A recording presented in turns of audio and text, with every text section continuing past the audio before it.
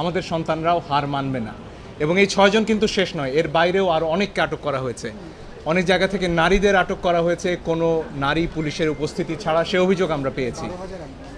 বিভিন্ন জায়গায় mobile check করা হচ্ছে যার কোনো অধিকার আইন শৃঙ্খলা রক্ষাকারী বাহিনীর নেই। এইগুলো অবিলম্বে বন্ধ করতে হবে। আজকে আমার স্ত্রী আমার পাশে রয়েছেন, তিনি একটু আগে ঢাকা বিশ্ববিদ্যালয়ে যাওয়ার চেষ্টা করছিলেন। আমার শাশুড়ি, তার বয়স 69 বছর, তারা ঢুকতে পারছিলেন না। এই 3 জন মহিলার ভয়ে আমাদের দেশের পুলিশ তটস্থ হয়ে রয়েছে। তারা বিশ্ববিদ্যালয়ে ঢুকলে নাকি খুব বড় সমস্যা হয়ে যাবে। এই বাধা কেন? আমার স্ত্রী, আমার সন্তান, তারা কেন শান্তিতে নির্বিঘ্নে আমার রাস্তায় চলাচল করতে পারবে না? এটাই আমাদের প্রশ্ন। আমাদের খুব পরিষ্কার কথা, এই ধরনের হয়রানির কোনো অধিকার আমাদের সংবিধান দেয়নি।